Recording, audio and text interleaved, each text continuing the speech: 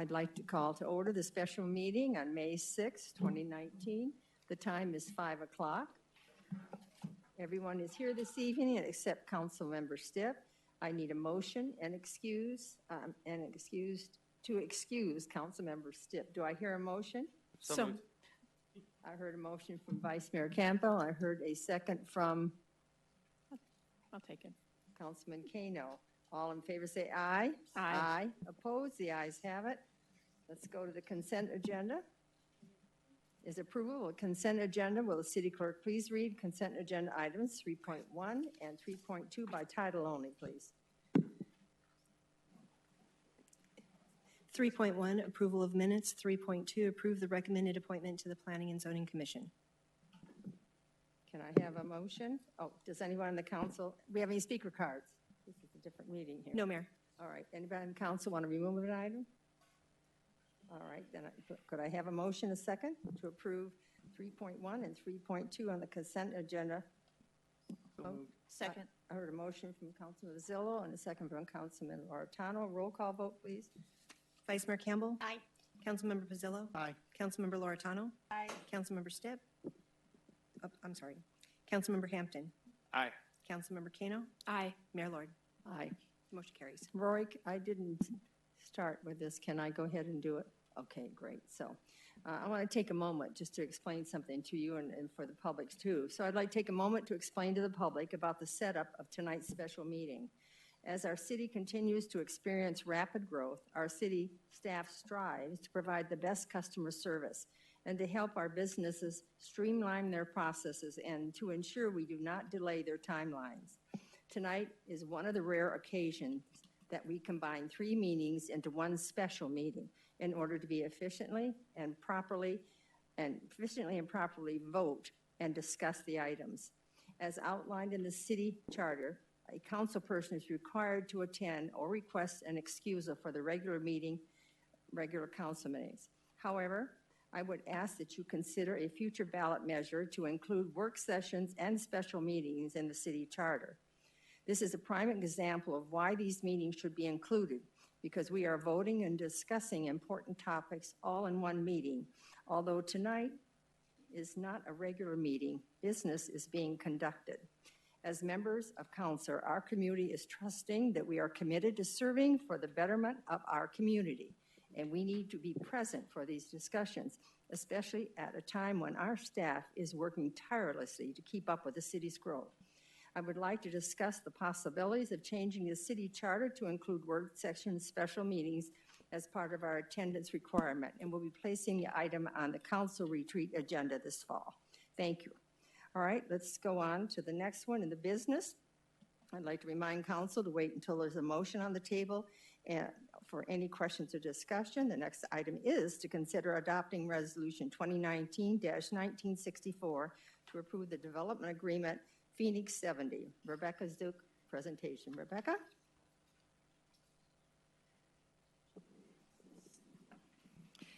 Thank you, Mayor and Council.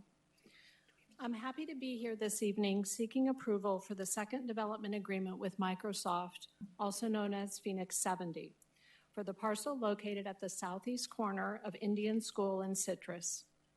The agreement is similar to the one brought forward to Council on February 25th and again on April 22nd as an amended and restated agreement. The focus of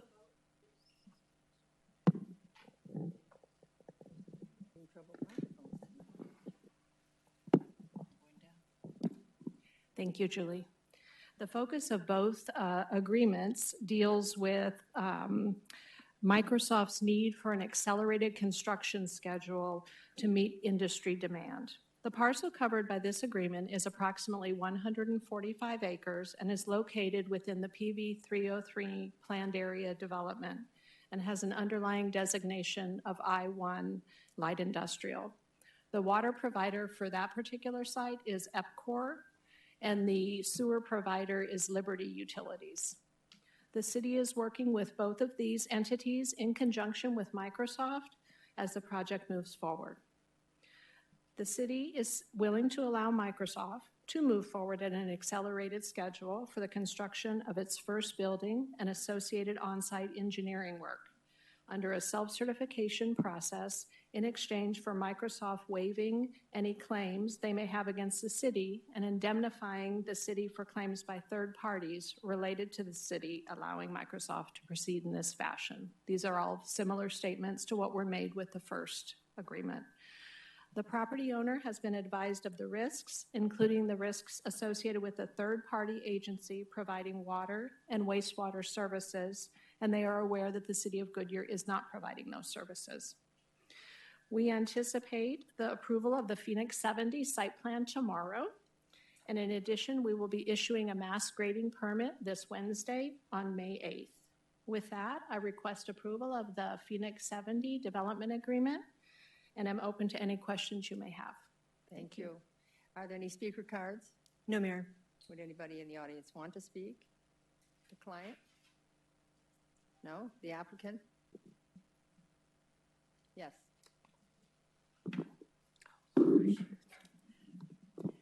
Mayor and members of council, for your records, I'm Jordan Rose with Rose Law Group for the applicant, and I just wanted to thank you for your leadership in allowing them to develop both of these sites, and then for your staff's incredibly hard work. We are incredibly grateful for such a wonderful partnership with the City of Goodyear. Well, thank you very much. Will the city clerk please read resolution number 2019-1964 by title only? Adopt resolution number 2019-1964, approving the development agreement for Phoenix 70, directing the city manager to execute the development agreement for Phoenix 70, authorizing and directing actions and providing for an effective date.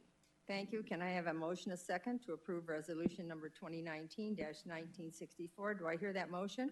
So moved. Second. I heard a motion by Vice Mayor Campbell and a second by Councilman Hannan. Open for council discussion. Did you, no? Sure, I'll talk. Go ahead, Councilman Hannan. Yeah, no, I think it's another good example of the self-certification process, and I'm glad that we're trying it out and using it to help further the projects that are important to the city. So thank you. Thank you for those comments. All right, are we ready to do a roll call vote, please?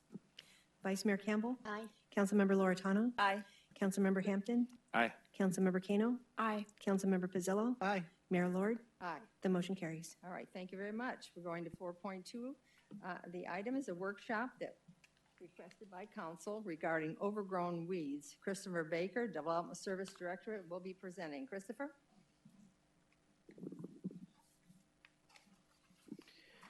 Good evening, Mayor and Council. Thank you for the opportunity tonight, as a result of council request, to discuss weeds, code compliance, and also to review code compliance data regarding weeds. Our three-person code compliance team works diligently in partnership with many other city departments and outside agencies to help maintain an attractive and desirable city. And so tonight, what I wanted to do is walk through, there we go, several different topics. There's 5 to be exact.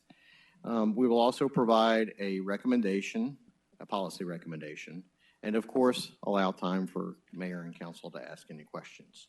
Tonight, we're going to discuss what are overgrown weeds and how they are defined in Goodyear, how we compare to our typical Valley benchmark cities and jurisdictions. We're going to discuss how much actual weed case activity there is and has been since 2015, highlight what a typical code enforcement process is, and then conclude with how the newly adopted repeat offender process we anticipate will help with weed cases and also typically other code enforcement cases as well. So to begin with, the City of Goodyear defines weeds as overgrown when they're 6 inches in height and above. And as you can tell from this chart, or chart, that we compare very favorably or in line with most of our other jurisdictions in the Valley. Gilbert is a noticeable outlier as they define it a little bit differently. And what's unique about that, if you think about a given parcel of property, is that around the perimeter of a site, there could be excessively overgrown weeds, but it would not necessarily constitute 25% of the property, and it would not be a violation. So they have a much different determination. Not only that, but you'll notice their definition of height is 10 inches as opposed to 6, so they allow them to grow a little bit taller. Avondale is also an outlier or an exception to the 6-inch height rule that's typical in the valley. And they empower their 4 code officers to make discretionary calls about when to enforce weed complaints. And that is because several years ago, they changed their weed ordinance. Previously, it was 6 inches, just like ours and many of the other jurisdictions. But they deleted that to create this empowerment and discretion because they wanted to be able to handle weeds that grow in a horizontal fashion, not just in a vertical fashion.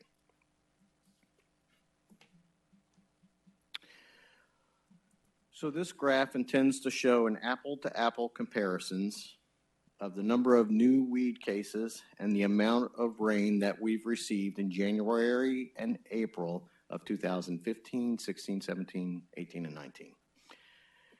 As you can tell, there is a correlation of rain to the amount of new weed cases. And it is important to note that weeds lag with rain due to growth time. And although 2019 was very wet overall in January through April of 2.83 inches of rain, in January it was very dry. In January of this year, we only experienced 0.74 of an inch of rain.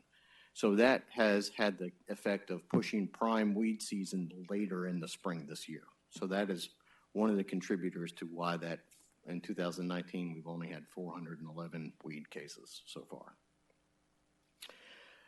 In addition to this, Code is actively working with our communications department to start increasing education about weeds and when violations can take place through both InFocus and our various social media platforms.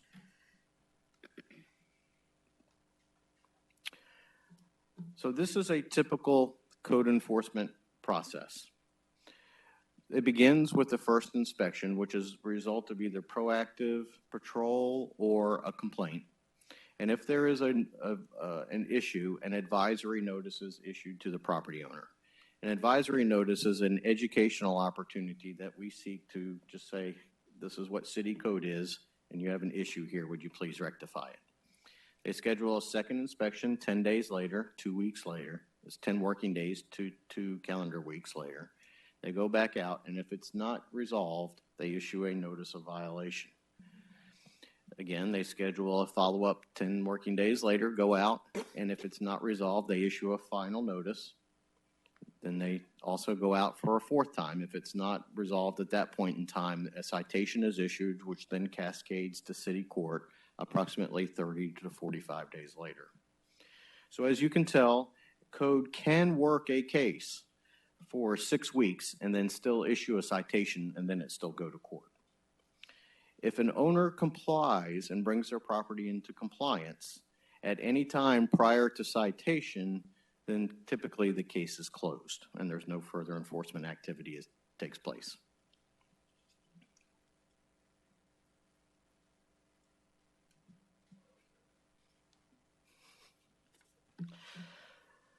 So as you can tell from this graph, which obviously has citations and weed cases both on it, I tried to overlay them, but the scale was off and it was very difficult to read. So we thought this may be a little bit easier for council to see.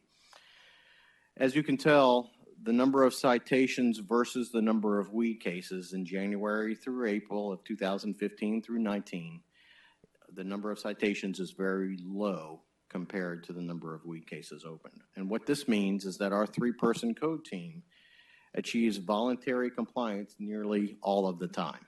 So we do not issue a whole lot of citations. They typically do come into compliance voluntarily by working with them. So what improvements have been made with Code? Well, most notably is the repeat offender provision that council approved on December 3rd of 2018. That became effective in January of 2019.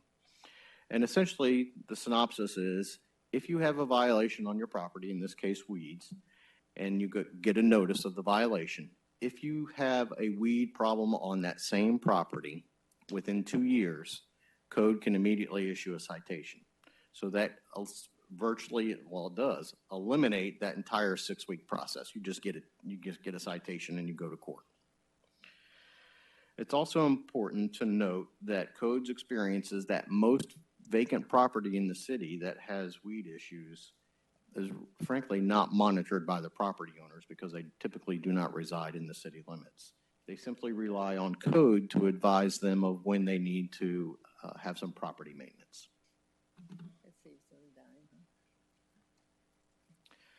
So what's our policy recommendation? To let the repeat offender provisions fully implement on weed cases and will monitor the time to compliance. Since that new portion of the code, the repeat offender, became effective in January, we've really only been through one cycle of weed growth.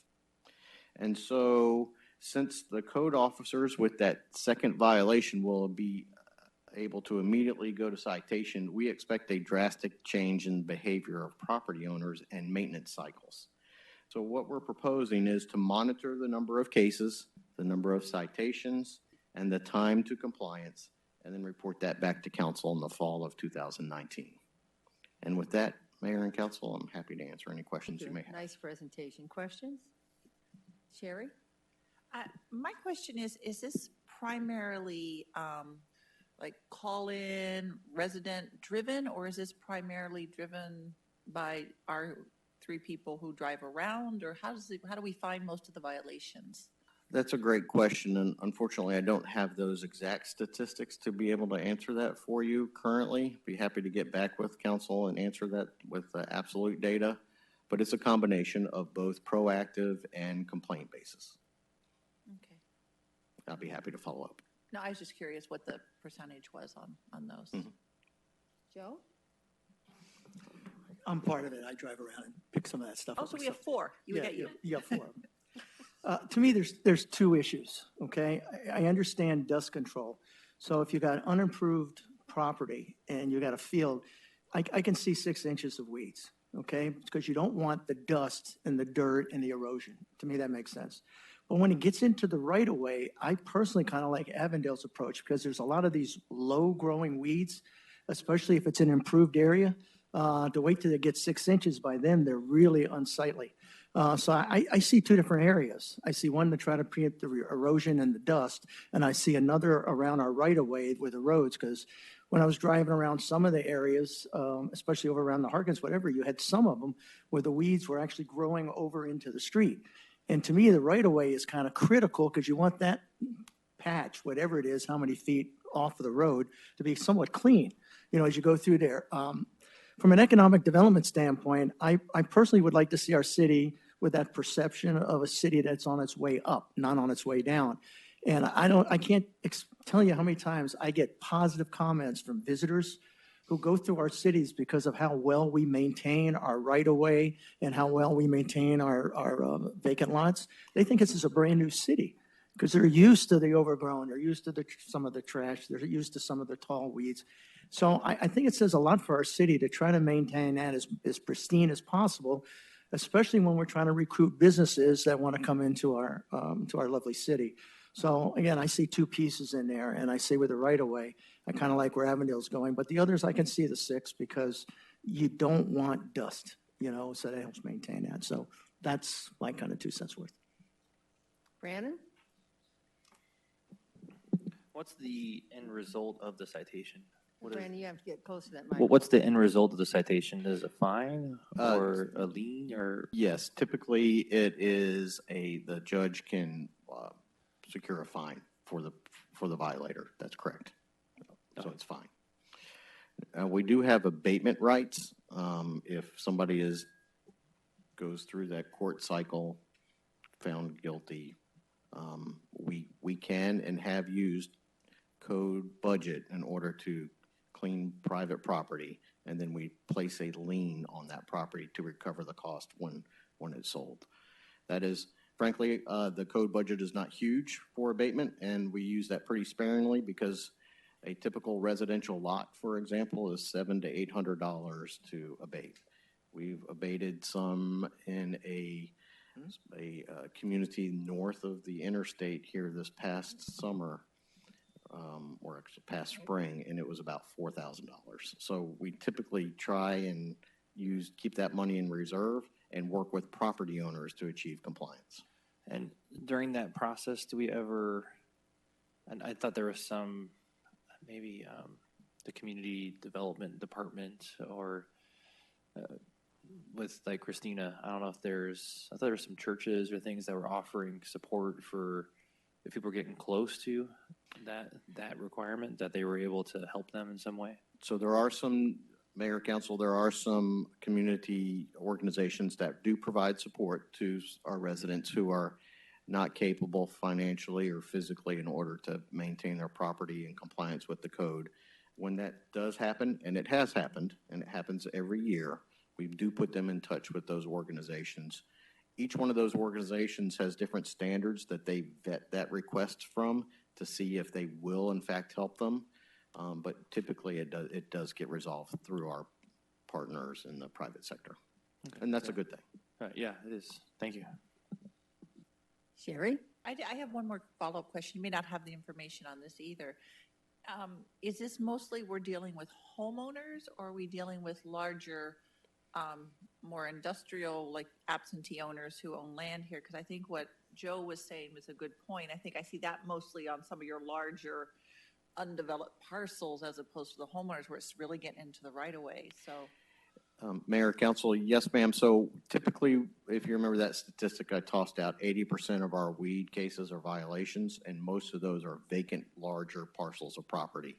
We do have lots of weed violations on residential, so about 20%, which is a pretty sizable number if you think about the overall number of weed cases. So, and those are typically vacant homes or homes that are trying to be sold that nobody's really maintaining very well, or rental property.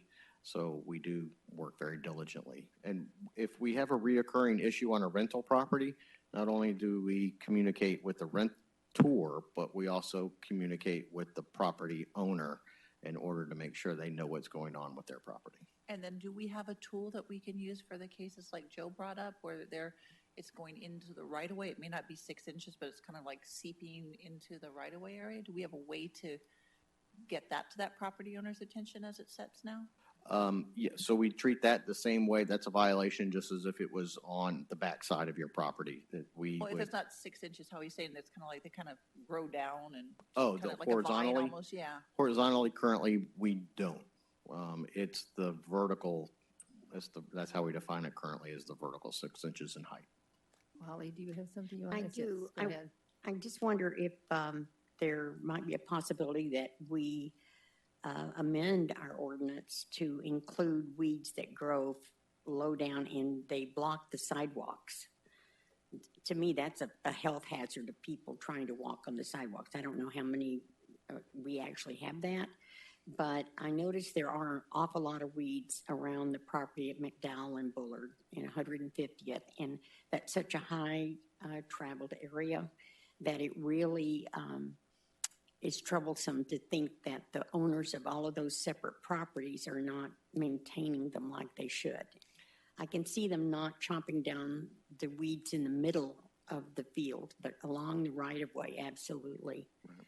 And I just thank Code for all that they do, and we just have to be really vigilant with it. Yes, ma'am, and Mayor, Council, if I may, I think that one of the properties you're referring to, Vice Mayor, is actually owned by the Flood Control District. It is. And they have already been given a notice. Very good. So I do know that there are some HOAs in our city that they do their own weed abatement. Yes, ma'am.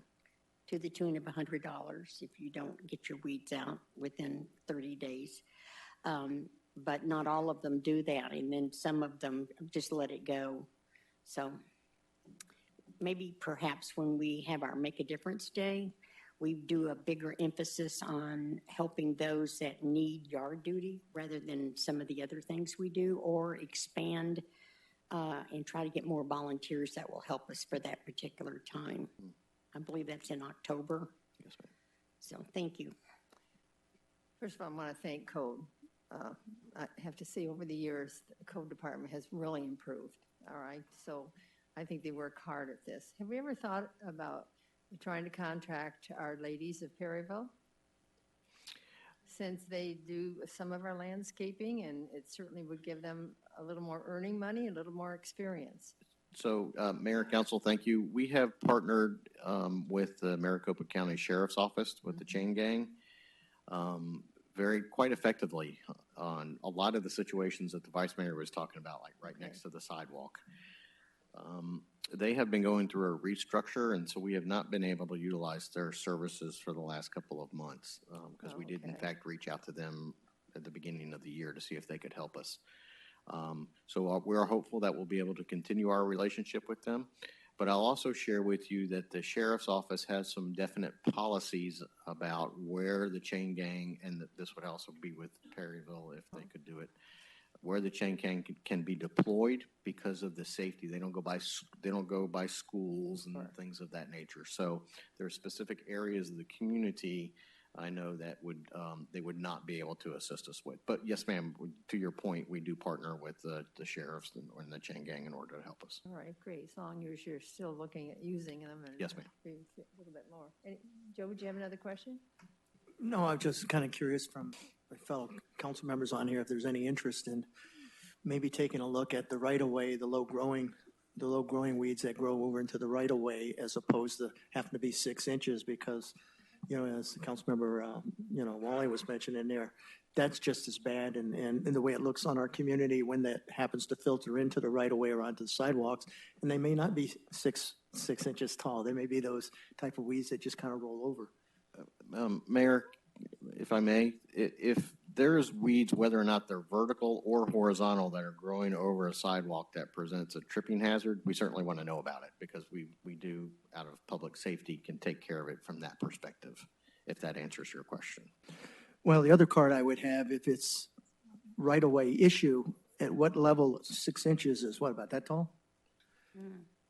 Okay, that's pretty tall if it's got stone and it's already semi-improved and the weeds are starting to pop up about that tall.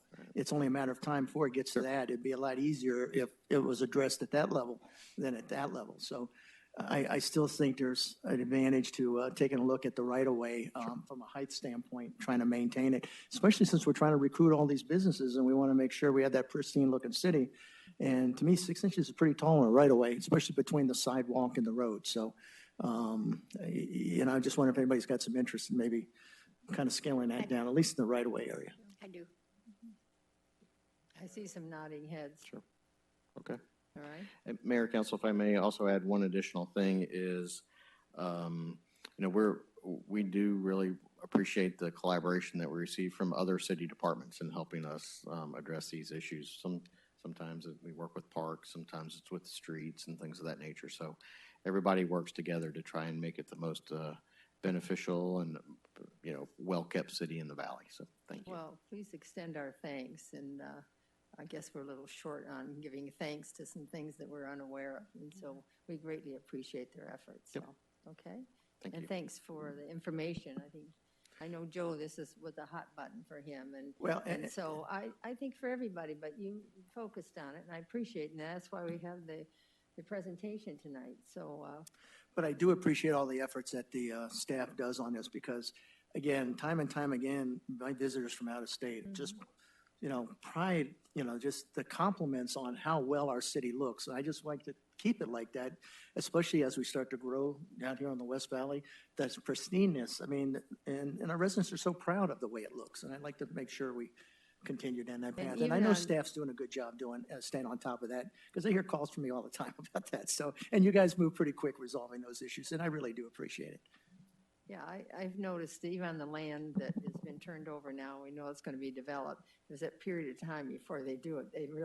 It does get to look pretty gnarly. It does. So anyway, but thanks a lot. Appreciate the presentation. Thank you, Mayor. All right, we're going to move on. This is the new way. We're going to move on to an executive session. So council, upon roll call vote, may convene an executive session as posted. So I need a motion and a second to go in executive session. Don't give it to me yet. And on 4.3, pursuant to ARS 38-431.03A3 and 4, for discussion and consultation for legal advice with the city attorney, city manager to consider its position and instruct its representatives regarding the agreements for economic development opportunities. And 4.4, pursuant to ARS 38431.03A1, for discussion with the city attorney regarding his annual performance evaluation. So is there a motion, a second, to go into executive session? Do I hear that motion? Second. I heard a motion by Vice Mayor Campbell, a second by Councilman Pizzillo. Roll call vote, please. Vice Mayor Campbell? Councilmember Hampton? Aye. Councilmember Kano? Aye. Councilmember Pizzillo? Aye. Councilmember Loretano? Aye. Mayor Lord? Aye. The motion carries. Thank you. We'll now convene in executive session.